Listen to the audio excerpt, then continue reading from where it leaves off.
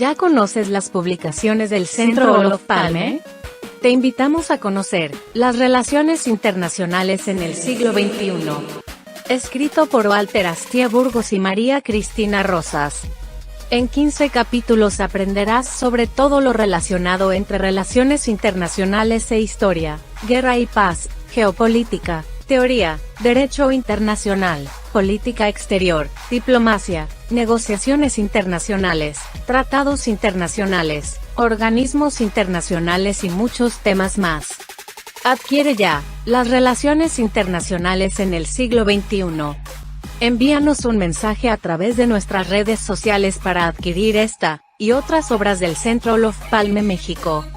Contáctanos hoy mismo.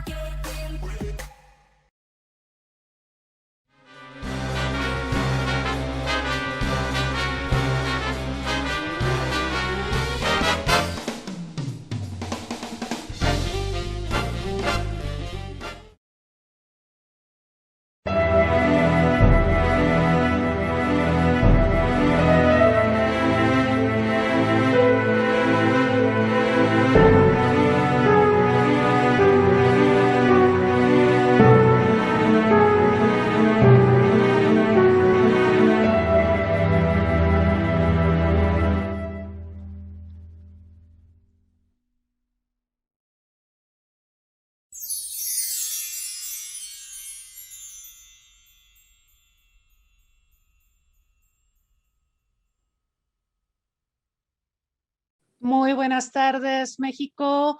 Buenas tardes, buenas noches, ya casi allá en Montevideo, Uruguay. Es un gusto recibirlos esta tarde noche, en una emisión más de esta producción del Centro Olof Palme México titulada Una tarde con. Esta producción que nosotros hemos diseñado para tener conversaciones francas con personalidades de la vida diplomática, cultural, política, académica.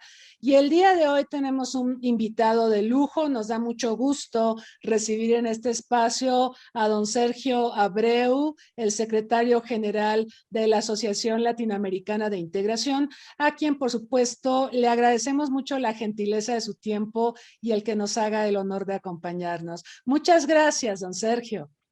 María Cristina, un gusto a ustedes, a ti y sobre todo a todos los que están viendo el programa, y mi saludo a México en especial, y no lo digo diplomáticamente, que tanto aprecio le tengo por variadísimas razones, pero sobre todo con la posibilidad de poder conversar contigo. Yo siempre digo, el que tiene interés tiene tiempo. Entonces, el que generalmente empieza a dar mucha vuelta es que no tiene entre sus cosas la prioridad. Y cuando recibí esta invitación dije, es muy importante compartir, opinar, y sobre todo compartir, sobre todo decir lo que uno siente con esta responsabilidad que tiene y con la experiencia. Yo tengo unos cuantos años, tengo cicatrices hasta en el pelo, así que puedo decirlo realmente con gusto y estoy realmente muy satisfecho de estar contigo y de poder compartir con todos los que nos ven y nos escuchan estos momentos. Muchas gracias, don Sergio. Quisiera permitirme leer algunos datos curriculares de la larga y fructífera trayectoria de nuestro invitado. Sergio Abreu es doctor en Leyes y Ciencias Sociales por la Universidad de la República en Montevideo, Uruguay, egresado de la Escuela de Leyes y Ciencias Sociales. Él también es colaborador frecuente en el periódico El País de Uruguay y otros diarios y semanarios nacionales y extranjeros. Él es autor de diversas publicaciones, tiene un libro titulado Ingrato Fuego Amigo, publicado en 2019, y tiene otros más, La Vieja Trenza, la Alianza Porteño-Lusitana en la Cuenca del Plata, que tiene que ver, imagino, no he tenido la oportunidad de conseguir el libro, pero me imagino que tiene que ver con el desarrollo de Uruguay en medio de todas las tensiones de la región. Él también ha desarrollado actividades académicas, ha sido profesor, ha sido también candidato a la vicepresidencia del país, miembro del directorio del Partido Nacional, presidente de la Convención del Partido Nacional y además ha tenido diversas responsabilidades en organismos internacionales. Por ejemplo, él fue jefe de misión de observación electoral de la OEA en las elecciones nacionales del Perú en 2016. Curioso, la semana pasada entrevistamos, don Sergio, a Lloyd Axworthy, que también fue miembro de esa misión, el ex canciller canadiense. Qué interesante, qué feliz coincidencia. También, bueno, él fue miembro del Comité de Negociaciones para el Tratado de Libre Comercio entre México y Uruguay en 2003. Fue presidente del Comité de Negociaciones del GATT en la ronda de Uruguay, en Marrakech, 1994. Fue también un personaje central en el desarrollo del Mercosur, del Mercado Común del Sur. Y bueno, él preside a la Asociación Latinoamericana de Integración desde septiembre del año pasado. Estará en esta responsabilidad hasta 2023. ALADI, este organismo que pues es consecuencia también de la experiencia que tuvimos en ALALC, surgida en los años 60. Y en este sentido yo quisiera pedirle a don Sergio una reflexión sobre el lugar que ocupa América Latina en el comercio internacional y toda esta serie de intentos y de iniciativas que hemos desarrollado al paso del tiempo para buscar la integración. Mencionaría una cosa más. A mí me parece que hay muchos intentos de integración en la región que no han sido llevados a buen puerto. CELAC, Mercosur, incluso está cumpliendo 30 años, pero bueno, escuchamos todos el pequeño pleito que hubo entre Argentina y Uruguay, los dichos del presidente Fernández, en fin, y también los desencuentros México-Brasil cuando pensamos en CELAC y otras iniciativas. Entonces, en todo este recorrido, en todo este tiempo que hemos intentado buscar la integración, ahí han estado ALALC y su heredera, la ALADI, y la ALADI sigue. Eso creo que es algo muy positivo. ¿Cuál sería su valoración, don Sergio? Bueno, María Cristina, yo soy un optimista por naturaleza, más allá de que a veces la realidad es de una invasiva tosudez. Aquí estamos en un proceso de integración que yo digo más ganado por la dialéctica, por el romanticismo, por los discursos que por la realidad. Y eso porque el mundo cambia, porque cambian obviamente los actores, porque además hoy la geopolítica mundial está de alguna forma vinculada con un nuevo integrante o un nuevo actor principal, que es la República Popular de China, que hoy es el primer exportador de bienes del mundo, el tercero de servicios, el principal acreedor de los Estados Unidos en materia no solo de su cuenta corriente comercial, sino también de su deuda. Es decir, que ha cambiado enormemente todo esto, y ese cambio también ha impactado mucho sobre la ubicación geopolítica de lo que vamos a llamar América Latina por un lado, o lo que podríamos llamar la ALADI, que hoy integra solamente México con otros 12 países, Cuba, Venezuela y el resto de los países de Sudamérica. Pero frente a esto, que vamos a decirlo con visión científica, hay un factor de poder que ha cambiado totalmente el concepto de productividad y de competitividad en otros aspectos, que es la tecnología. La tecnología ha llevado que hoy, a ver cómo puedo transmitirle y a todos los que me puedan ver, a ver qué realidad internacional del comercio hoy, que dos tercios del comercio mundial es intrafirma. Intrafirma quiere decir que las grandes cadenas de valor y las grandes empresas son las que dirigen las corrientes del comercio internacional en bienes y en servicios, y obviamente con todo lo que significa el tema tecnológico. Y además, el 60% de esos bienes que se exportan son semiterminados. Quiere decir que hay un agregado de valor muy importante. Y que hay una transferencia importante de la radicación de las inversiones o de las grandes inversiones más cerca de los grandes centros de consumo. Entonces, cuando uno ve todo esto, dice, muy bien, ¿cómo vemos desde la ALADI esto? Y yo digo, mira qué cifra, y por favor no quiero que se me depriman, porque yo ya absorbí ya esta terapia en forma clara. En Aladi tenemos solamente el comercio de Aladi, estos 13 países, apenas es hoy el 10% de comercio intra-Aladi, frente al 60 y algo por ciento que tiene Europa y el 52% que tiene el mercado asiático con la fuerza importante que tiene. Es decir, que acá tenemos un tema no solo de la integración, de tema social, porque, a ver cómo... somos el continente más desigual del planeta, el más desigual del planeta. Y tenemos un desafío que ya no es un tema de ideologías, sino que es un tema de modernidad en muchos aspectos. Y esa falta de equidad social tiene que estar visto desde otro punto de vista y sobre todo de la estructura productiva de la micro, pequeña y mediana empresa, que es, como tú sabes muy bien, aproximadamente el 60% de la fuerza laboral de cada país, el 70 u 80% de la estructura productiva, aunque no están categorizadas efectivamente, pero entonces, ¿qué quiere decir esto? Que agravado este tema por la pandemia, por un salto de la productividad que se ha dado en función precisamente de la tecnología y de la aparición de mercados tan importantes como el mercado chino en materia de no solo de exportación, sino también de demanda. Y uno dice, bueno, ¿cuál es la respuesta social que tenemos frente a este tema de la integración al micro, pequeño y mediano empresario, que no es el gran empresario o el que tiene posibilidades de insertarse de forma cómoda? Ahí es donde estamos fracasando, porque al tener esta desigualdad, fíjate que hemos perdido 50 millones de puestos de trabajo con la pandemia solo en el tema de la micro, pequeña y mediana empresa.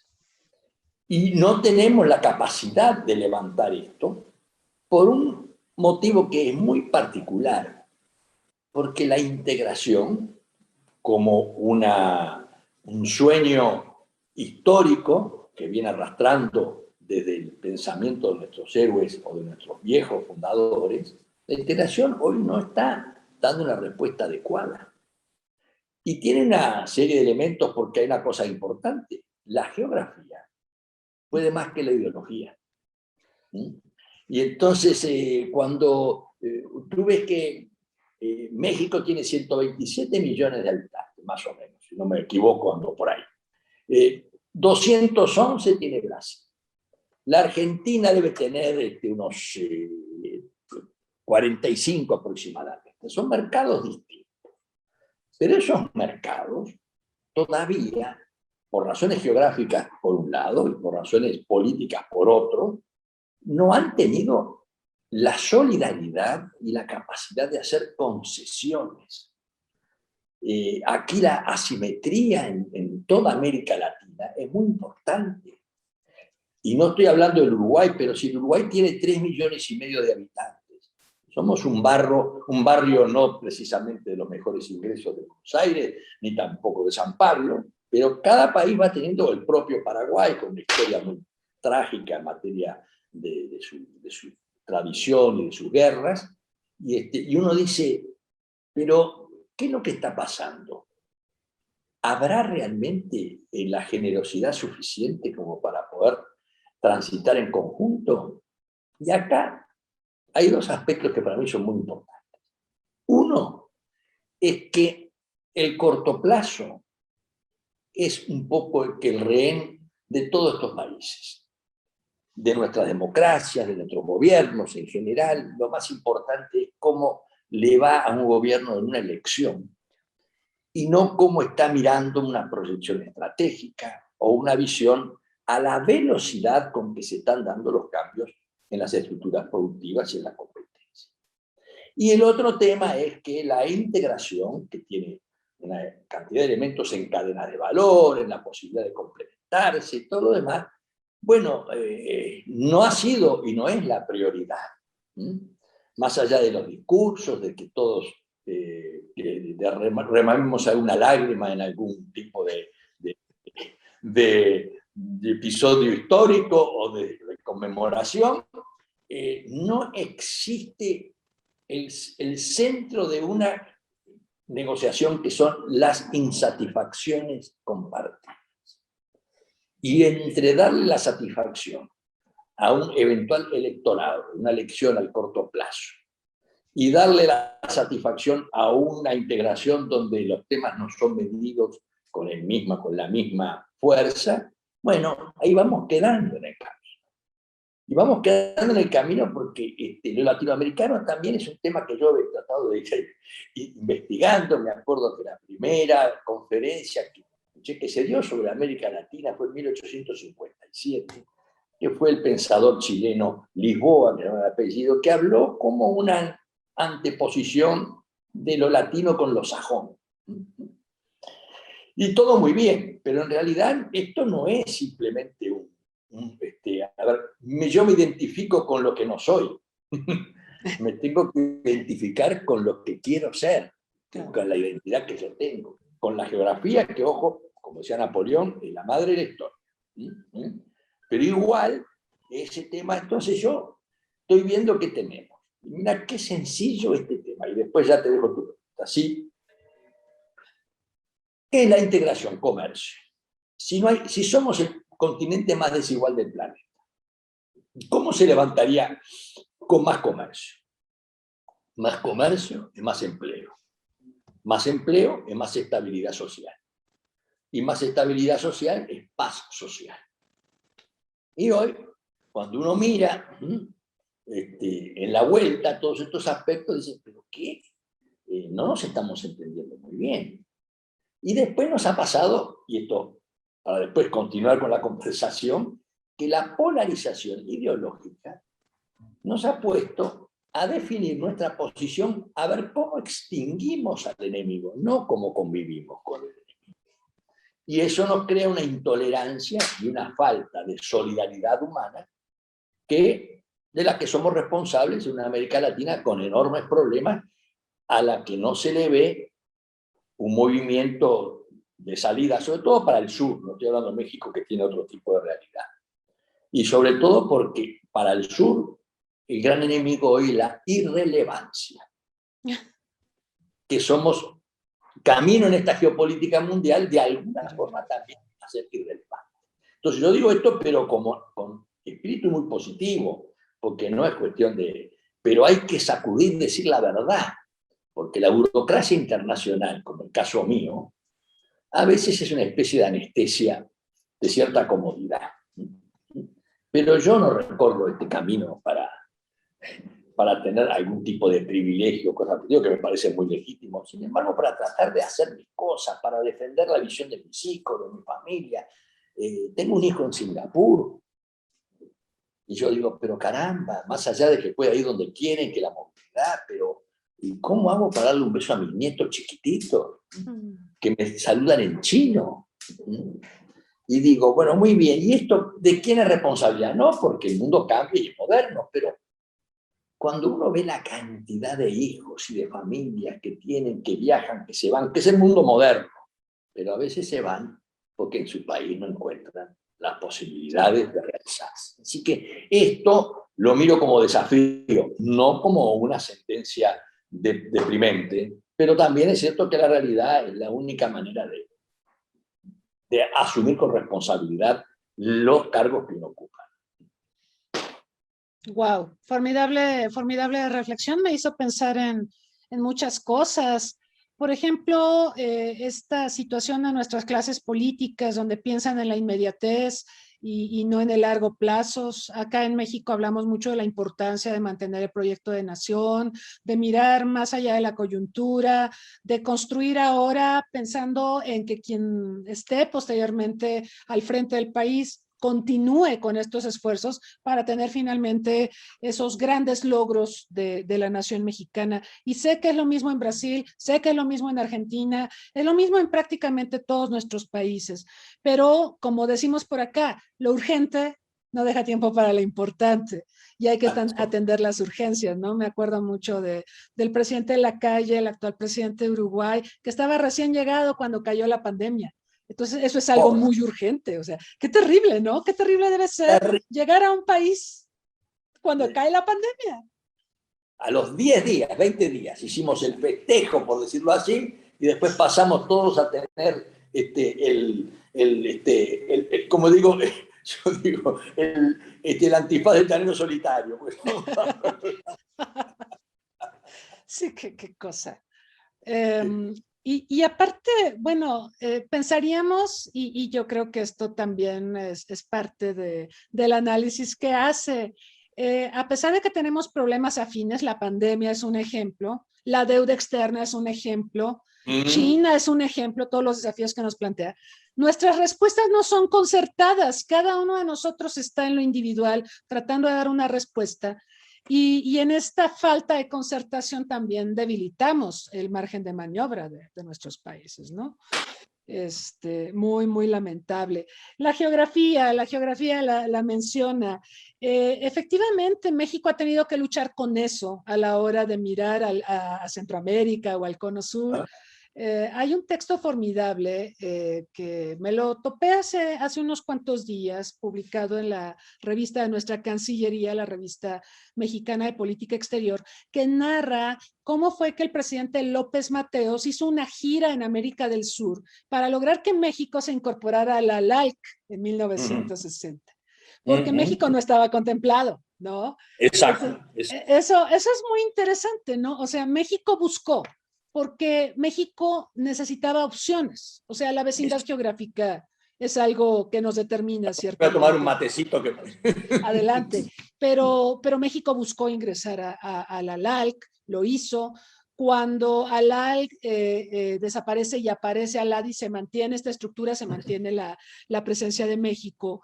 Pero hubo un momento muy crítico, Sergio, cuando México firma el Tratado de Libre Comercio de América del Norte y toda la crisis que se suscitó en ALADI alrededor de este tema. ¿Qué pasa con esto? Porque yo siento que ese suceso, en cierta forma, habla de la importancia de la flexibilidad cuando se producen este tipo de situaciones. Por ejemplo, México y Uruguay también tienen un Tratado de Libre Comercio, pero no tienen un tratado México con Mercosur, por ejemplo. Pero eso es flexibilidad, ¿no? O sea, ¿cómo manejamos el hecho de que, por un lado, pertenecemos a iniciativas como ALADI, pero por otro lado, nuestros países quieren hacer más cosas fuera de ALADI? Esto es muy importante porque hoy hay otra realidad. Cuando uno mira la Organización Mundial de Comercio, que yo fui presidente de la ronda última, todavía China no era miembro, después volvió miembro, es decir, es uno de los organismos del Bretton Woods posguerra, pero que establecía, digamos, esa cláusula de nación más favorecida. Es decir, que todos los que son socios, que ahora son, pero realmente la mayoría de los países, todos esos países tienen la obligación de transmitir al resto las ventajas que se conceden, con una excepción: los proyectos de integración. Porque esa integración dice, bueno, entonces es una excepción a la cláusula, que no se extiende a todos los demás, y los países para desarrollarse.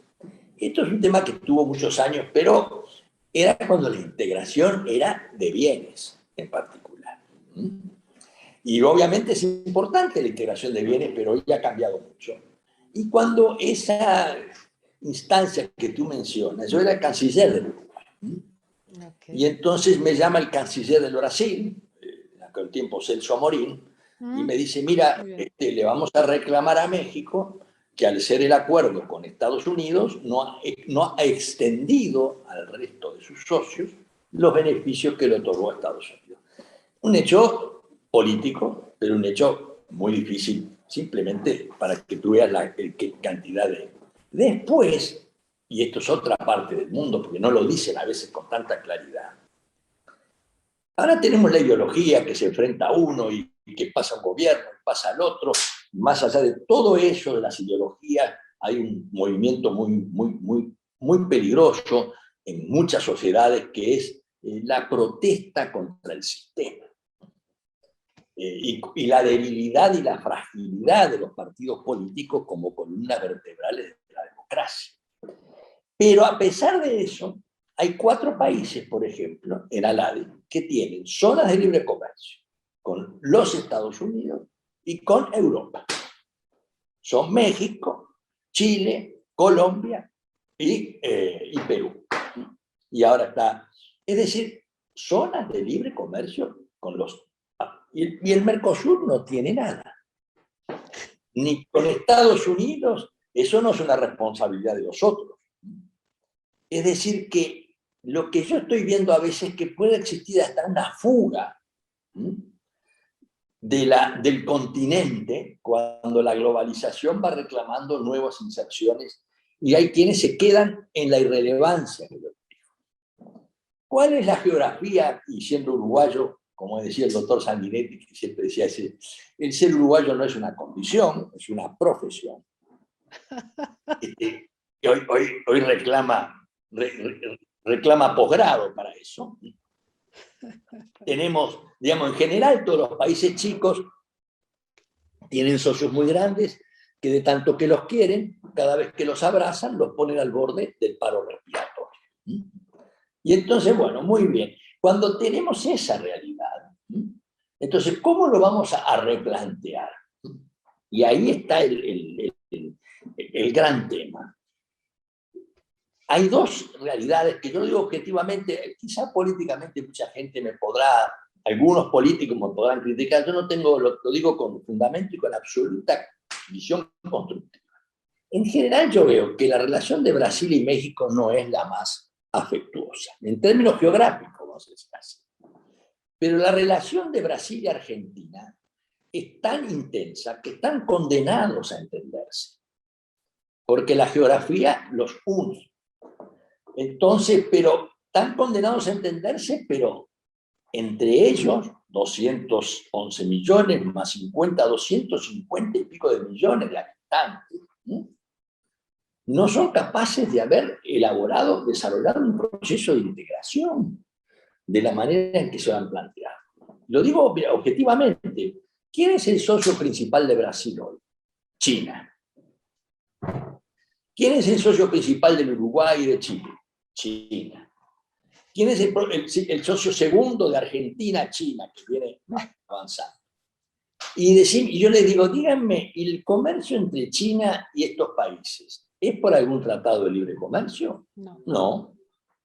Entonces, si no es por esto, quiere decir que esto va a seguir avanzando, es natural, porque eso es una estrategia de carácter. Y que además, cuando el señor Trump, el presidente Trump, lo llama, nos dieron un tiro de suerte, porque dijeron, vamos a negociar esto bilateralmente. Y el presidente Trump se olvidó de que hay una Organización Mundial de Comercio. Sí. Y la debilitó, y no hizo la renovación de sus árbitros, de sus jueces. No hay quien administre la seguridad jurídica en el comercio internacional. Y cuando un país chico o un país mediano o un país que no es una gran potencia no tiene el escudo jurídico de la ley, de las normas, está sometido a la ley del más fuerte o a la ley de la oportunidad. Digo esto desde mi punto de vista, de mi condición de profesión de uruguayo, por decirlo así, más allá de mi condición de secretario general del ALA. Entonces digo, aquí necesitamos una voluntad política que pueda superar el corto plazo. Y lo veo muy difícil. Pero también es cierto que todos los que hablan en nombre de la justicia social, de la equidad, de la libertad, de lo que fuera, están viendo que nuestras sociedades se fracturan y le dicen la brecha, y la brecha es la brecha productiva, la brecha digital y la brecha social.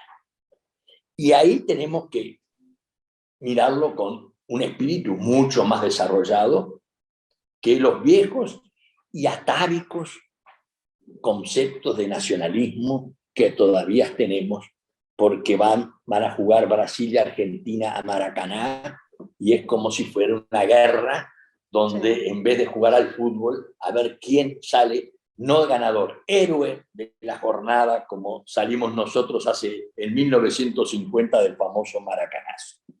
Y no es así. Yo sé que el deporte tiene otras pasiones, pero también es cierto que aquí, en esto, necesitamos más, a ver cómo lo puedo decir, y no es un tema filosófico, estatistas, quiero decir, no de Estado, sino estatistas, quiero decir, de gobierno, necesitamos más estadistas. Sí. Hombres y mujeres. Estadistas quiere decir, señores, hay que trabajar un poco más para ver qué dejamos. Mira, María Cristina, yo quiero compartir esto con ustedes. Yo soy hijo de un inmigrante. Así que mi padre me enseñó a planchar el pantalón debajo del colchón. En este Montevideo de inmigrante, vino del Paraguay con 19 años, después de haber peleado una guerra donde murieron 100.000 y donde se morían más de sed los jóvenes de 15, 16 años, y vino a estudiar, y me dijo, yo lo único que te doy es el estribo, y tú montas a tu caballo, pero si te tira, que Dios te ampare. Entonces, y es el estribo que le tenemos que dar, pero viendo eso, porque también tengo mis orígenes en la familia, toda esta región que es una región muy, muy activa, y tengo mis orígenes guaraníes, porque aquí en estos temas todo muy bien, pero el venir amarronado de piel te dan de reojo. Mi padre era ese paraguayo medio extraño que estaba ahí, pero claro, como no era italiano, alemán, estadounidense, no era rubio, entonces era ya una especie de molestia inmigratoria que había que convivir en forma, vamos a decir, cordial. Pero bueno, eso, yo digo, y todo eso que uno ve cuando ve Brasil con su realidad, el positivismo, que es el famoso, el porfirismo, el porfiriato de México, esos años del positivismo, que fue una cosa de Barrada cuando pensaba con su pensamiento, y el positivismo brasileño, que después fue muy importante, por eso la bandera se llama Orden y Progreso, pero que después lo transformaron esto en convivir el positivismo con la esclavitud. El Brasil abolió la esclavitud recién en 1889. Es decir, todo eso no hago como crítica, como descripción, que viene del mestizaje, de todo eso y la inmigración. Pero acá, yo digo, no era el viejo modelo de civilización y barbarie que a veces se planteaban en el medio porteño. Si yo tuviera que definir mirado como hijo de inmigrante, con todo el esfuerzo, el gran fracaso de los estados ha sido la educación. La educación en el sentido, y no ideológica, como uno, teniendo toda esa recaudación de impuestos y de toda esa descentralización territorial y esa inequidad social, mirá lo que te voy a contar.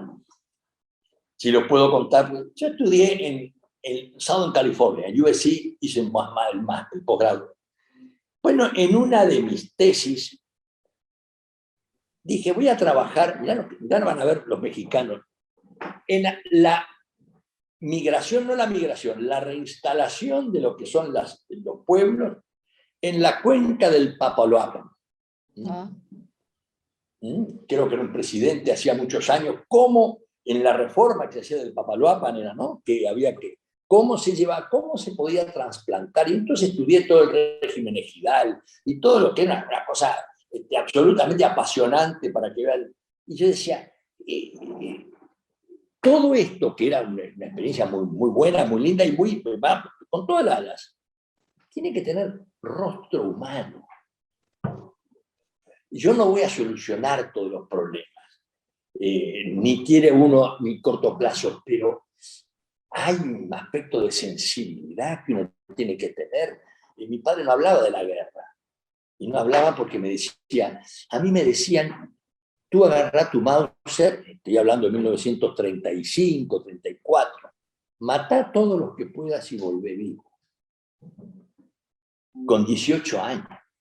Y matando bolivianos que él no sabía ni por qué mataba a los bolivianos. Yo digo, esa América Latina que fue la única guerra que tuvimos en siglo XX, 1903, antes de las otras y del siglo anterior, y bueno, y eso no nos ha enseñado. No nos ha enseñado para hacer gobierno. Yo cuando veo las alfombras rojas, donde todos cantamos el himno, dan los abrazos. Después vienen los tapetes verdes, donde van a negociar, y te quitan, le cortan los dedos tuyos y negocian cómo te devuelven tus dedos los que cantamos el himno juntos.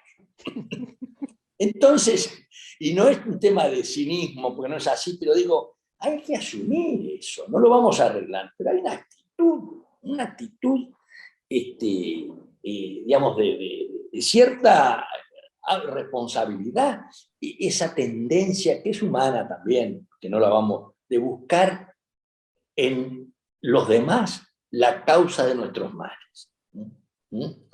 Entonces, decir, bueno, uno dice, es cierto, los imperios funcionan como siempre funcionaron, el mundo cambió del Mediterráneo, del imperio, bueno, de lo que era Europa, después vino hasta América y ahora se fue para el Pacífico. Y en el medio estamos nosotros y le decimos, sí, está todo el mundo funcionando, y lo único que no podemos hacer es corregir la desigualdad de ser los más desiguales del planeta. Y esto no es un discurso político, ya no estoy ni... Dicen que hay dos cosas que no perdona la política: decir la verdad fuera de tiempo y ser candidato fuera de tiempo. Entonces yo ni voy a ser más candidato y voy a decir la verdad a tiempo. Entonces, y eso es mi compromiso hoy en la radio. Muchas gracias. Yo quiero invitar a quienes nos acompañan aquí en Zoom y también en Facebook Live a formular preguntas para nuestro invitado. Efectivamente, vemos una falta de estadistas en el mundo. No sé, cuando comparamos con otras épocas y vemos cómo gestionaron las diversas crisis, no sé, pienso en la Segunda Guerra Mundial, o pienso en momentos terribles como el apartheid en Sudáfrica y cómo surge una figura como la de Mandela. Yo no veo figuras equivalentes actualmente, y no sé si esto está ligado a la educación. Hace un momento mencionaba don Sergio el problema educativo, y no sé si se va a agravar con la pandemia, don Sergio. Porque la gente no está yendo a la escuela, porque no tenemos la conectividad, porque no es lo mismo, o sea, no estábamos preparados para mudarnos súbitamente a un esquema educativo a la distancia y en el confinamiento, y donde además hay tantas tensiones dentro del hogar. Y después, mira, antes que empiece la pregunta, porque yo quiero hacer la terapia directo con usted, porque me encanta.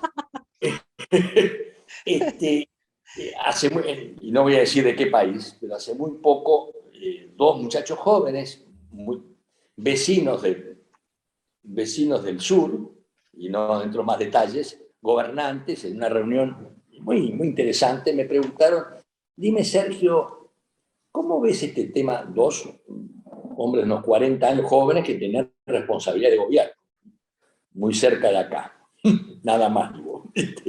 Y me dicen, ¿cómo ves el tema de la corrupción? Y entonces yo le digo, mira, yo te voy a decir esto, cosa que no. Hace la corrupción, la honestidad de un gobernante, la honestidad no es una virtud. Es lo menos que puede ser una persona en manejar muy bien. Pero si yo quisiera, ¿qué es lo que está pasando? Que ahí está el descreimiento del sistema político en general. Tú vas a llegar a tu casa un día, tienes chicos de 12, 13, 14 años que van y te dicen, papá, me dijeron que robaste. Bueno, te pueden pasar dos cosas. Que ya el tema ético esté tan diluido que tu hijo te diga, papá, me dijeron que robaste, ¿no me das la mitad? Ahí ya es una tragedia.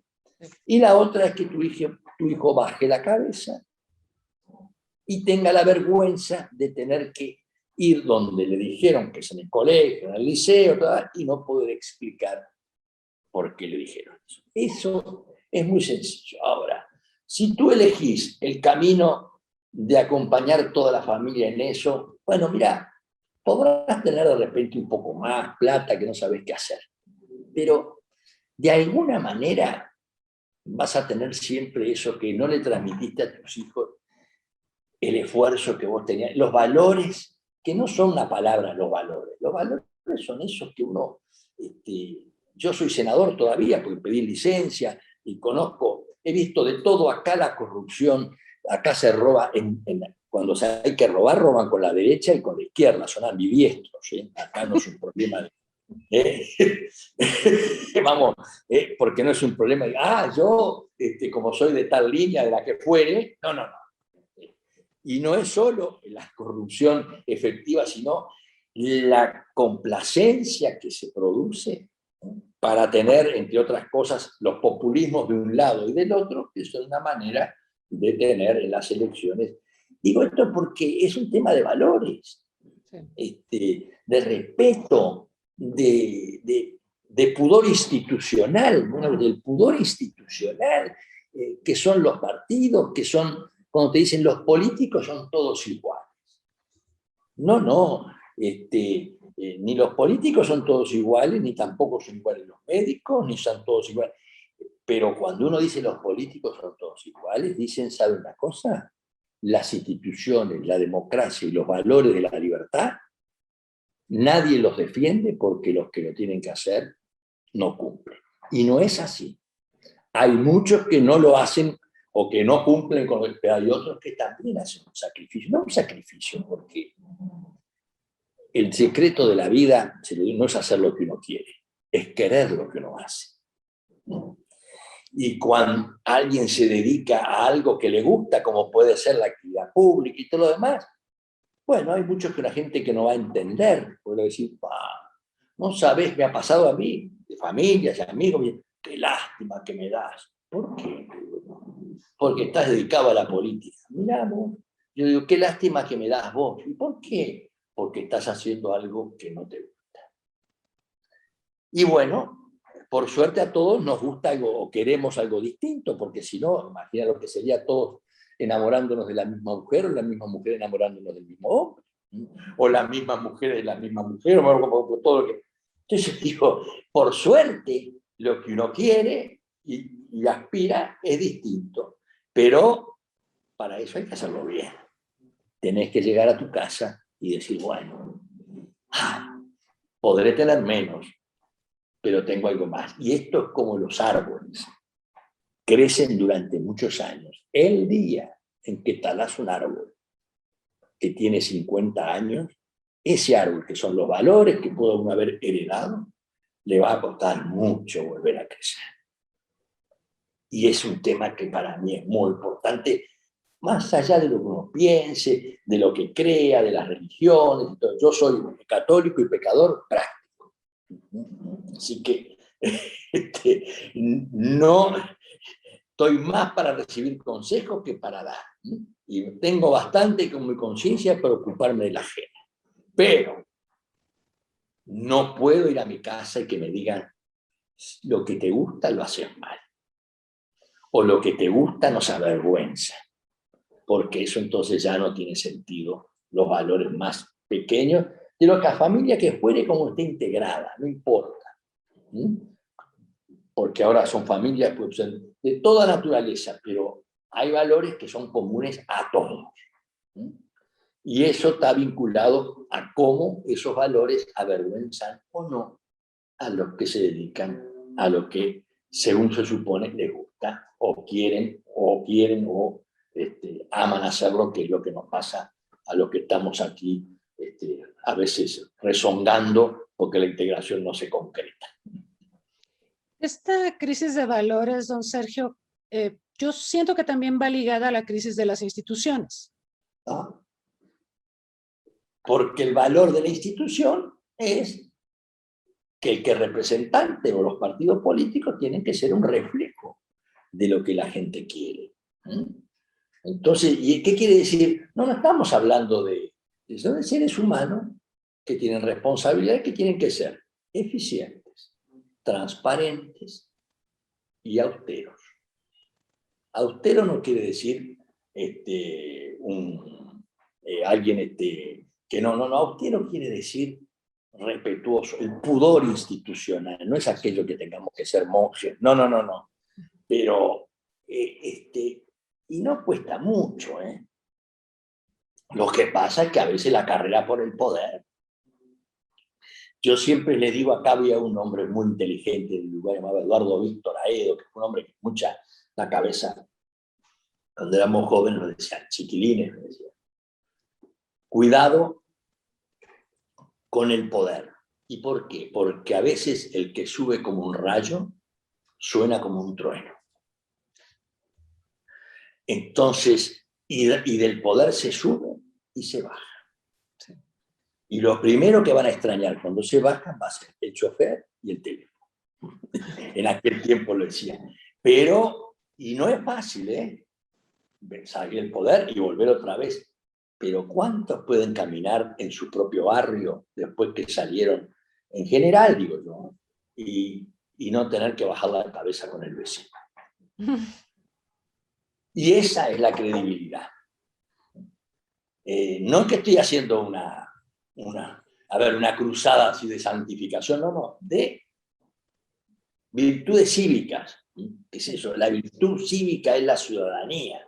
El hombre y la mujer pública, los que tienen que trabajar en eso, muy bien.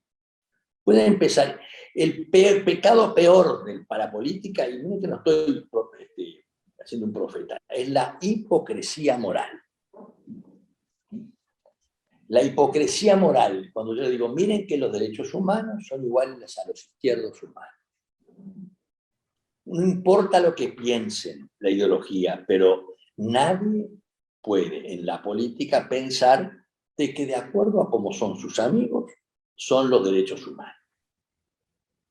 No es así. Entonces, cuando digo esto, y lo digo porque lo he vivido, y lo he vivido de una forma muy dura, tuve que extraditar a los etarras acá en Uruguay, sí, que no fue poca cosa, vimos toda la violencia y todo lo demás, de un lado y del otro. Y yo digo, muy bien, pero ¿y no será que cuando creemos que tenemos la verdad absoluta, que es la conciencia crítica que se sustituye por la conciencia dogmática, nos transformamos en intolerantes y dueños de la verdad absoluta? Y nos empezamos a decir, no, el que está enfrente, si discrepa conmigo, es el enemigo. Y si encima de esa diferencia que tiene que administrarse, el sistema decae en la credibilidad pública, porque muchos, no todos, muchos, hacen lo posible por desacreditar las instituciones. Sí. Yo digo, ¡ay, Dios!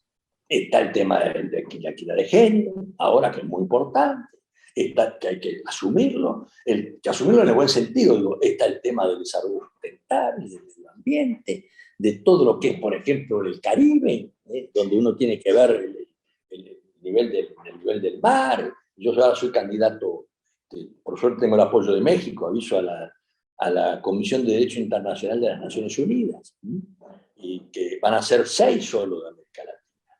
Y yo digo, estos temas hay que entenderlos, claro, pero sobre todo hay que ver en la diversidad de los problemas, que uno tampoco puede decir, yo soy de la democracia occidental y voy a imponerlo, porque viene el chino y me dice, usted es democracia occidental, muy bien, pero yo soy un hombre de Confucio, no soy un hombre de...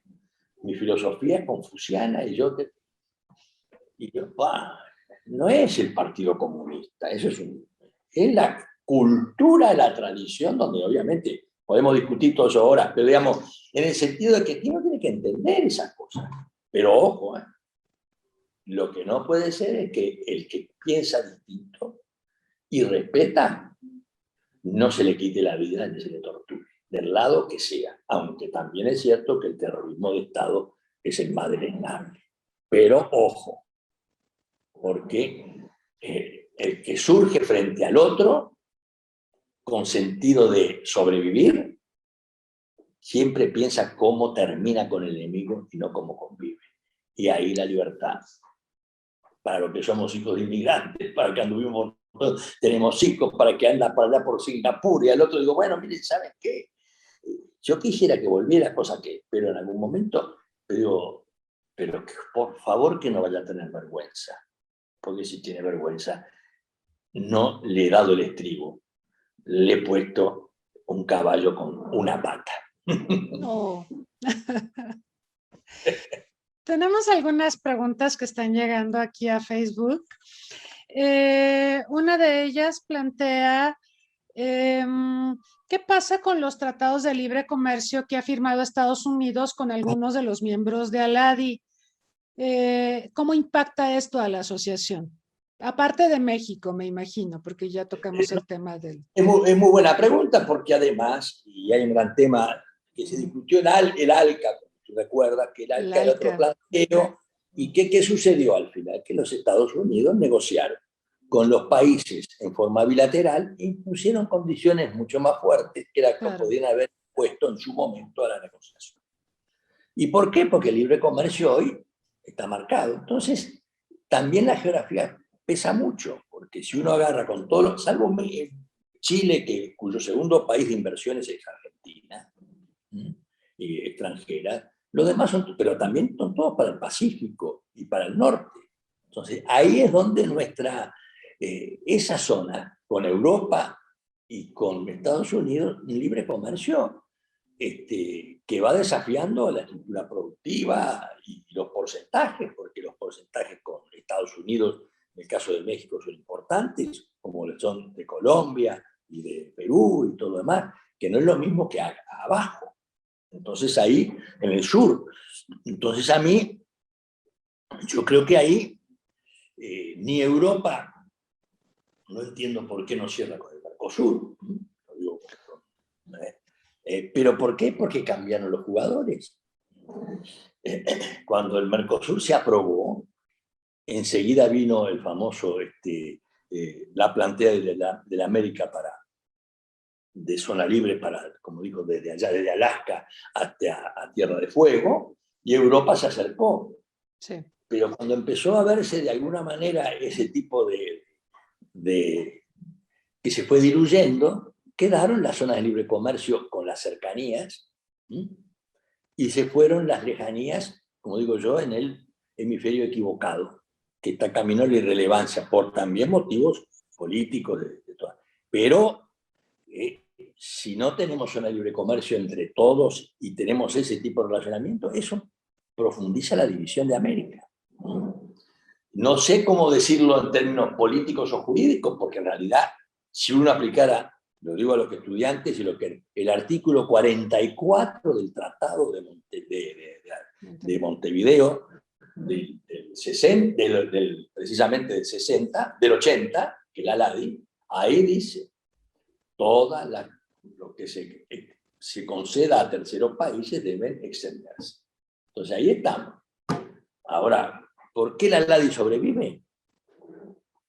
Porque no es solo el registro notarial, es porque los países hacen los tratados adentro y no extienden al resto, pero cuando negocian con los terceros, no lo hacen para el lado de adentro. Entonces hay todo esto. La preocupación mía es, ¿tenemos esa conciencia jurídica, política? ¿Somos un continente con sentido de unificación? Yo hoy, más que verlo, lo deseo. Ok. Otra pregunta es si ALADI debería crecer en el número de miembros que tiene, porque, bueno, aceptó a Cuba, se integró Panamá, ¿debería tener más miembros? Y yo creo que sí, pero tiene que ser más creíble. Es decir, tiene que ser más creíble, porque uno tiene a Panamá, por ejemplo, está Panamá, está México, Centroamérica tiene otro proceso de integración, está Cuba también, está Venezuela, están con dificultades de carácter económico y todo lo demás, pero también es cierto que los países tienen que hacer un aporte para que funcione.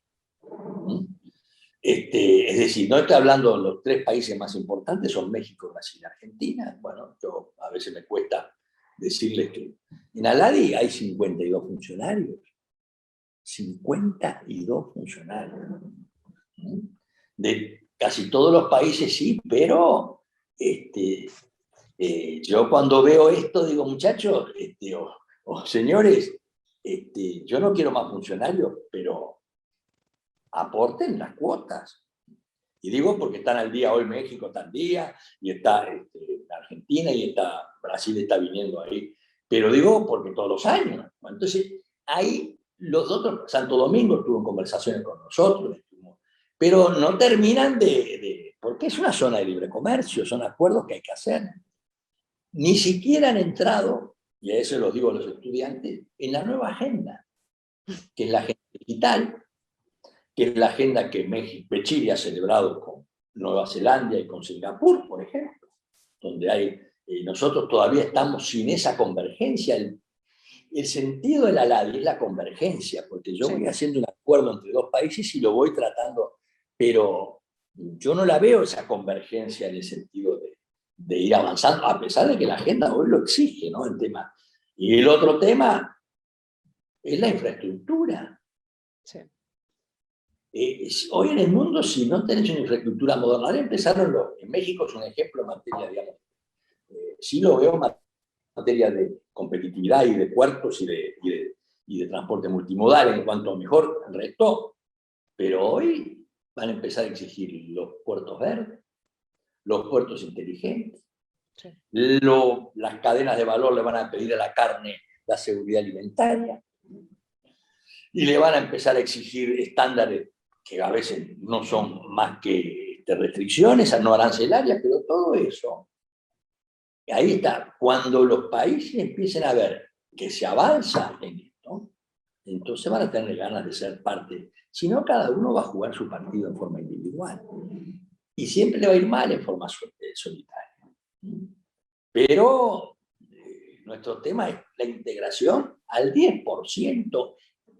La pregunta que me hace, si solamente negociamos en el área del 10%, oye, o el 12%, vamos a poner el 10% por la pandemia. Y bueno, no somos una celebrity.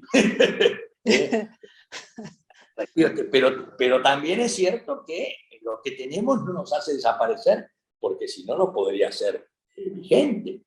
Entonces, digo, todo esto es jurídico, es político y particularmente comercial y económico, con la nueva visión y con el nuevo sentido de la desigualdad que tenemos que lo tenemos que manejar. Perdón, porque estaba de alguna queja que tenía. Pero eso es un parte yo le digo, pero yo estoy abierto a cualquier negociación porque estamos trabajando con el ICA, hicimos una plataforma muy importante ahora para todas las pymes, que yo se los pongo a disposición. Es una plataforma de negocios con un algoritmo que le permite a toda la empresa saber cómo se comercia en todo el mundo, en toda la región, fuera, una capacitación virtual, un tema logístico, instrumentos. Sí. Porque la Secretaría General, que yo soy el secretario, no es parte contratante, son los países. Entonces lo que hay que hacer es ni hacerle rezombos a los países porque no lo admiten, tampoco, pero darle la sensación o darle la señal de que uno está trabajando en los mejores instrumentos para que puedan profundizar los acuerdos. Y decirles la verdad, que lo dice CEPAL, y lo dicen, señores, la desigualdad nos está complicando la convivencia. Y solo se arregla con comercio y con empleo. Sí. Nos estamos acercando al final de la entrevista. Hay una pregunta muy interesante y después le pediría una reflexión final a nuestro invitado. La pregunta es, ¿qué tanto impacta a la integración latinoamericana la crisis que vive la integración europea, tomando en cuenta que los orígenes de ALADI y de ALALC se remontan también a la inspiración que derivaron las naciones latinoamericanas de los tratados de Roma que dieron origen a la hoy Unión Europea? Muy buena pregunta, pero la primera que yo le digo bien concreto, la Unión Europea, el inicio fueron 3 países, el carbón, el acero, que ustedes saben, pero era la primera aproximación de Schuman y todo en el año 50 era una respuesta a la paz. Sí. Porque hacía muy poco tiempo los países millones y millones se habían Entonces, esa respuesta fue lo primero. Y la segunda es que eran países desarrollados, Sí. más allá de todo esto. Y que cuando empezó la Unión Europea tenían el 40% de su comercio. Nosotros todavía tenemos. Entonces, ¿qué quieres? Y después otro elemento que es muy importante. La Unión Europea es supranacional. Sí. Es decir, en Bruselas, más allá de la burocracia y todo lo demás, se maneja el tema de la administración, hasta el Consejo Europeo, la Comisión, hasta el Parlamento, hasta por familias ideológicas. Perfecto, pero es una estructura, tiene el problema del Brexit y todo lo demás, pero es un viejo problema que se arranca históricamente porque recién el Reino Unido entró en la Unión Europea en el año 73. Así es. Y por eso nunca tuvo el euro, y tiene las libras, y bueno, y ahora, bueno, pero eso es parte también de la isla, parece una especie de lucha nueva histórica entre la isla y el continente de Napoleón. Pero aparte de todo eso, nuestro error es creer que podemos copiar las instituciones como si fuéramos europeos. Nosotros somos países en vías de desarrollo. Entonces, yo le decía una vez a mirá, quiero que, y voy a decirlo, digo porque yo trabajo sin anestesia, me encanta y no, hay que decir la verdad sin ofender, porque es un tema, un día un canciller de un país muy grande, acá por la vuelta, me dijo, Sergio, no te confundas, que el rabo no mueve al perro. Entonces, mira, tú te ríes, yo porque esto que lo saben. Es risa nerviosa, Sergio. Claro. El canciller Enrique Iglesias que conversó que se dice, ay, qué barbaridad. Digo, no, es así, se lo delante de él, y es así. Y yo lo único que pude contestarle, digo, dígame, pero si el perro no está contento y no tiene rabo, ¿cómo sabe? Eso fue mejor. Pero eso no se lo dijeron, allá está el eje París-Bonn, o París-Cap, todo el alemán, pero aquí, cuando te dicen eso, es decir, no es lo mismo, aunque la integración es lo único que nos puede salvar, es decir, porque mercados más amplios. Sobre todo, Brasil ya la mira de otra manera, porque tiene un mercado enorme con sus características y todo, pero los países chicos, hoy en este tema, y por eso Europa tiene un problema, que es el desafío chino. Sí. Y la ruta de la seda, que no es poca cosa. Pero igual es un continente desarrollado, con características extrañas de convivencia latina sajona y todo lo que es, pero lo tienen. Pero nosotros no somos lo mismo. Nosotros no somos lo mismo. Y si queremos, sí, integración, lo que queremos es comercio. El comercio es el empleo. Y nadie va a buscar en solucionar los problemas de los demás si antes no está mirando con lo que decía Lord Palmerston desde hace muchos años. Los países no tienen amigos permanentes, tienen intereses permanentes. Y esto no es un tema de cinismo, pero es un tema de realismo. Por eso, cuidado, no vamos a copiar una cosa por la otra, porque vamos a tener, como decía, un auto de alta gama, bien sedoso, lustrado, todo lo demás, y cuando vamos a subir al auto, el motor es 600. Caray. Ok, sí, me deja pensando en muchas cosas. Don Sergio, no quiero dejar pasar esto antes de escuchar su reflexión final. Sé que usted grabó un disco, sé que usted tiene una preferencia por la música y grabó un disco en 2011. ¿Nos puede comentar sobre eso? Porque es algo bastante atípico de otras personas que hemos entrevistado, pero por favor. Mira, la música del disco se llama Con la música en el alma. Y lo grabé con dos grandes amigos. Lo pueden buscar en Spotify. Se llama Con la música en el alma. Después van a dar cuenta que, bueno, está muy bien. Los guitarristas son de primer nivel. Bueno, con esos guitarristas, como digo, no se puede cantar mal, pero igual. Pero quiero decirles que a mí me gusta mucho la música de todo el continente. Y ni te digo la música mexicana, porque acá se ha dicho y se dice que yo era el canciller mariachi. Porque conozco las letras de todas las canciones mexicanas. Digo todas, no te digo de José Alfredo Jiménez, hasta de Miguel Aceves Mejía, Pedro Infante, todo lo que pueda. No te digo lo que era, aunque fuera tica, pero que era Chavela Vargas, a la que la fui a ver personalmente a Buenos Aires, que tomé un avión con mi señora a verla, pero porque esas canciones, más allá que son una especie de autolamento, muchas de esas, Sí. pero a mí me gusta mucho, y les voy a contar que yo grabé eso, y le grabé a mi padre una canción que se llama La Virgencita de Caacupé, que es una virgencita en el Paraguay, donde todos los combatientes de la guerra que sobrevivían iban 30 kilómetros caminando, y mi padre lo hizo, y yo esa canción, que es muy linda, se la grabé como homenaje a mi padre. Y después le canto otras canciones que la van a ver, una que se llama Pregunta a las estrellas si por las noches me ven llorar, que es lo que yo le cantaba a mi actual señora cuando yo era novia, que era preconcilio de Trento, ¿no? Hace muchos años. Pero mis hijos son músicos, los dos varones, les gusta mucho, y la música es una caricia para el alma. Y te voy a decir, a todos los mexicanos les voy a decir, que la cosa más linda que me pasó, visita oficial, con el doctor Lacalle y yo canciller, llegamos a Guadalajara. Mi hija, que yo la llevé pagándole el pasaje, que quede constancia, porque no, cumplía 15 años, y yo la llevé como regalo. Llegamos allá, y el presidente, nuestro presidente, que yo no sabía, en Guadalajara, entre una charreada, era una especie me acuerdo como si fuera ahora el lugar donde entra, y de repente ingresa los mariachis a caballo, van directo donde estaba mi hija y le cantan las mañanitas. No, qué cosa. Entonces, yo digo, bueno, después me puse a cantar,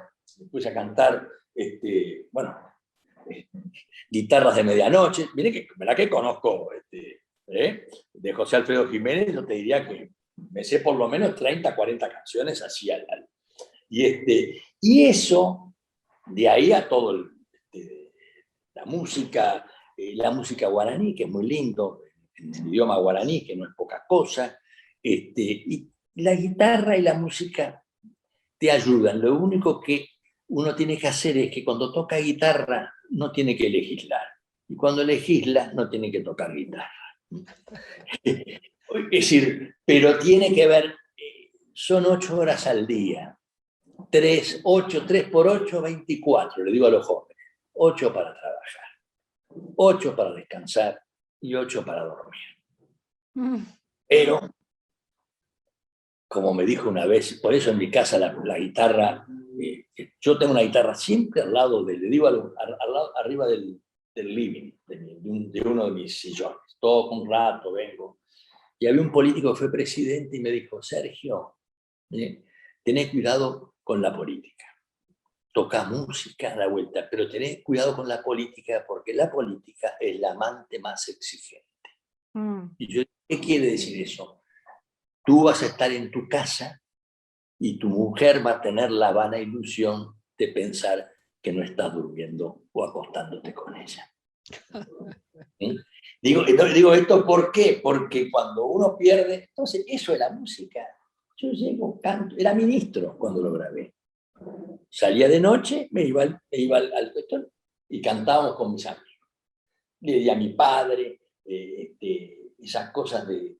Y la última anécdota, le voy a decir porque además me gusta, si no puedo compartir esto con tanta gente. Mi padre, bueno, contó esa historia y un día me nombran canciller. Paraguay, me dice, estaba entrando en la democracia y me invitan y me dice, lo vamos a condecorar. La condecoración que, como dice mi hija, para la egoteca, son una cantidad de cosas que tengo. Y entonces yo le digo, ¿puedo ir con mi padre? Sí, fui con toda la familia. Cuando yo llego al aeropuerto, como el uruguayo, decía, pero qué barbaridad, que tanta gente formada ahí, tanto que la escuela militar y todo. Y claro, uno pensaba, se abre la puerta del avión, me dice un general, me dice, ministro, el presidente de la República decidió honores de Estado porque usted es jefe de Estado, porque usted es hijo de un combatiente del Chaco. Entonces, se me ocurrió, le digo, le invito a revisar las tropas, revistar las tropas. Le digo, ¿puedo acompañar? ¿Puedo hacerlo con mi padre? Sí, me dice. Mi padre tenía 82 años. Mi padre al lado mío, íbamos revisando, pasando, y yo iba escuchándolo que hacía nada más, ¿no? Perfecto, terminamos de ver. Y cuando, bueno, papá, me agarra el brazo y me dice, mi hijo, ahora me puedo morir tranquilo. Ay, ay. Entonces yo le digo, y eso es la familia, la música, los afectos. Wow. Hay que trabajar por la integración, por todo, pero cuidado, somos humanos. Sí. Y si dejamos los afectos en el camino, yo no soy, ojo, no soy consejero de nadie, ojo, recibo consejos, pero tengo una experiencia que me dice, mira Sergio, hay mucha gente que espera que hagas las cosas bien. No quiere decir que encuentre solución, pero por lo menos que no digan en general que las defraudaste. Y es bastante, desde mi padre a mis hijos, a mis nietos chiquitos y a mi gente, a mi pueblo, que son pocos, pero que todos los días, hoy con las redes sociales, Dios mío, uno ya tiene una especie de tomografía diaria. Entonces, bueno. Formidables anécdotas. Aprecio mucho que las traiga a colación, es muy conmovedor. Como una reflexión final, don Sergio, mencionó algo que es muy preocupante, la pérdida de relevancia de América Latina en el mundo, la irrelevancia, el riesgo de la irrelevancia. Pesamos cada vez menos en el comercio internacional, comerciamos poco entre nosotros, en fin, ¿qué recomendaría hacer para ser relevantes en las relaciones internacionales del siglo XXI? Y no en corto plazo, porque en corto plazo, pero sí un impacto muy fuerte en la educación. La educación que tiene que ver, lo digo yo porque ahora con las dificultades que tenemos generacionales, cuando viene un chico, un hijo mío y todo demás, me dicen que soy un semianalfabeto con todos estos temas y trato de ponerme al día, pero la educación hoy es un salto cualitativo, es el empleo, es el trabajo, y esa es la responsabilidad de los gobiernos, de cualquiera sea el gobierno. No es un tema de... Podrá haber enseñanza privada, pero la enseñanza pública, ese es el tema. Yo decía, si tuviera que enfrentar un tema, de la educación, pero decir, bueno, la educación empieza, y la educación para trabajar y para tener, y la apertura comercial. Quiere decir, queramos o no, la apertura la tenemos. Y el que protege sin reconvertir es pobreza asegurada. Entonces, pero la educación. Yo diría, la educación para mí es yo te diría, después tiene que ver obviamente con la seguridad y todo demás, pero la educación que hace a los valores también, no es un valor religioso, es un valor ciudadano, cívico, pero que cada uno, y a eso tiene que llegar a todos lados. Yo digo, ¿por qué fracasamos en eso? Decimos, ¿por qué? Y tenemos y hay países, pero sea además que hay países en México que hacen un esfuerzo muy grande, lo tengo entre los, pero hay unas brechas sociales muy importantes en materia de los andinos, dificultades como tenemos también nosotros. Solo digo, con educación, mira, educación, visión de mediano plazo, eficiencia, pero sobre todo transparencia. Sí. Y otra cosa más importante que voy a decir, pues ya que estoy sin anestesia, el interés nacional, señoras y señores, es el interés de todo el país. Claro. Los intereses sectoriales, que son importantes, sea un sindicato, corporativo, obrero, trabajador, educación, son parte del interés nacional, pero no se pueden imponer por determinar porque. Y ahí no es fácil, pero si yo tuviera que decir algo, la misma educación que tuve que yo agarrar como podía, siendo hijo de inmigrante, bueno, basta que uno le ponga, y a los nacionales también, pero a veces es más importante una elección que una generación. Y ahí es donde tenemos que hacerlo. Ojo, que no estoy rezongando a nadie ni me siento, pero digo, ay, cómo me gustaría que los resultados sean más efectivos. Sí. Y que fueran, hay tanta cosa que pero no vamos pero sí que la tecnología y la educación, los chinos serán muy comunistas, pero todos los jóvenes chinos inteligentes se educaron en Estados Unidos. Entonces no es un tema de ideología. ¿Y por qué? Y porque hoy una empresa que sale de un garage o de un cuestión es más importante que la de Henry Ford y todo lo demás, porque de Bill Gates y todo lo demás, la cabeza. Entonces cuando ve uno todo eso, el objetivo es la educación, no hay otra. Valores, educación, pero y eso lleva años, Sí. años.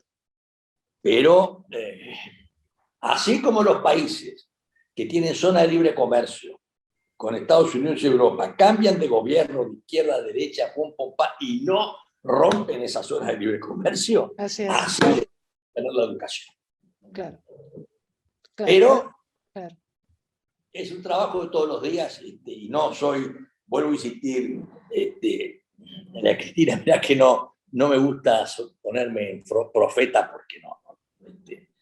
Simplemente decirle, hay que asumir responsabilidades fuertes, valor, pero hay que mirar por el salto generacional que se está dando en la educación. Porque antes padres e hijos tenían otro tipo de diálogo más cercano. Sí. Hoy llegan los chicos, llegan nietos chiquititos, y le dicen, Velo, ¿sí? ¿Qué necesita? El celular. Sí. ¿Para qué querés el celular? Para tener el jueguito de no sé qué. Y entonces no decís, no, mira, el celular no, porque yo agarro, para esto están los nietos, para malcriarlo. Entonces digo, toma el celular. Y yo digo, y cuando se va, le digo, ¿me das el celular? Y entonces él maneja el celular, yo no manejo el celular, pero lo que vio son el jueguito. Les digo esto porque es tan importante como estas cosas, la educación y hay que hacer un esfuerzo. Le digo a todos nosotros, lo digo por experiencia, porque mi padre me decía eso, cuidado, nos distraemos 10 años y los hijos no crecieron. Y somos parientes, pero no somos socios de afectos. Y entonces, y les digo a los demás, miren que hoy estoy casi, digamos, metafísico, pero no estoy en eso. El otro día un nieto mío, ya que estoy hago la terapia con ustedes, ya tengo un nieto más chiquito me dice, estaba contando, Velo, me miraba, me decía, ¿estás viejo, Velo? Yo sí, por supuesto, el chiquilín 4 años, estaba en la falda, y le digo, pero no importa, sí importa, mira esto, porque el abuelo de fulanito, que era amigo, se fue al aire. Al aire, sí. Y fulanito no le pudo dar un beso por la COVID. Oh. Y yo le digo, bueno, mira, no te preocupes, yo me voy a ir al aire antes que vos, pero no tengas dudas, pero cuando te pique un mosquito voy a ser yo. Porque hay una respuesta, pero cuando vos ves eso decís, ¿qué le queda a un niño? A un chiquilín que ahora se le mueren los padres, los abuelos, o se le mueren los hermanos, porque todo está... ustedes me disculpan esto, que yo este tono que he agarrado hoy, que parezco, pero ¿sabes qué? Hay que compartirlo. Hay que compartirlo. Soy un gran optimista. Todos los días hay que soñar. Todos los días.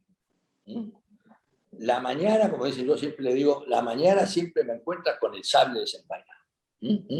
Salgo, ¡pum! Y hay que ser realista.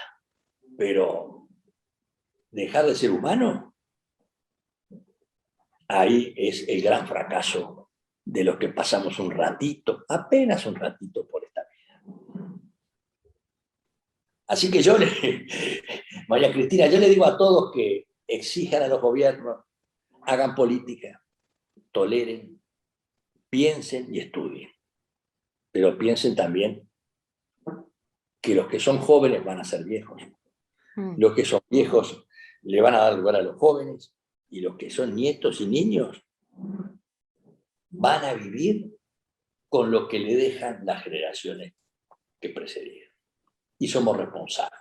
Sí. Así que hay que hacerlo con todo la música, como me gusta a mí, pero, no. Si te dio la capacidad de estudiar y de trabajar, hacelo. Sí. Porque hoy, como está la cosa, van a ser mucho más los que queden en el camino, dentro y fuera del país, que lo que se realice. Y la realización no es la plata. Es decir, tengo en la vida algo que hacer, quiero lo que hago, y además soy responsable de lo que asumo que son mi familia. Sea la familia que sea, como fuere y de la forma que sea. Pero la soledad no es buena compañera. Es cierto. Y la pandemia nos ha puesto en una situación de aislamiento y de falta de convivencia. Ha sido muy difícil para nuestras sociedades sortear esta crisis. Terrible, terrible. Sí. Y eso que acá andamos bastante bien, pero ahora empezamos a salir, digamos, un poquito. Pero, bueno, en todos lados está muy complicado. Sí. En todos lados está complicado. Y se va a salir así nomás, ¿eh? Es otro estilo de vida que llegó para quedarse. Sí. El teletrabajo, esto que estamos haciendo ahora, en otro momento yo me iba a México cantando ella o guitarras de medianoche. o no volveré, pero bueno, ¿cómo era? O Reoncillo Pecho Amarillo. Bueno, pero hoy agarramos el Zoom. El Zoom es bárbaro, pero es un compañero en la soledad. Así es. Es una pantalla entre nosotros. Exactamente. Sí, así es. Don Sergio, pues ha sido formidable, ha sido lindo escucharlo, sus anécdotas, su condición de persona con mucha sencillez para explicarnos los problemas, sus reflexiones y también algunas experiencias y vivencias que han sido muy conmovedoras. Yo le agradezco mucho que haya hecho un tiempo para estar con nosotros. Y espero que tengamos oportunidad de volver a conversar porque se quedaron muchos temas en el tintero y creo que es importante mantener un diálogo alrededor de todos estos problemas y desafíos. Y va a haber unos cuantos. Yo solo le digo a todos, sobre todo a los jóvenes que puedan ver, no se olviden, inténtenlo, háganlo, no se queden en el camino porque las puertas que se van a abrir, la madera está en el monte. La madera está en el monte. Muy bien. Muchas gracias, don Sergio Abreu. Gracias por todo. Muchas gracias. Los invitamos a quienes nos han acompañado aquí en Zoom y en Facebook Live a acompañarnos en las siguientes jornadas que tendremos. Muchas gracias y hasta pronto.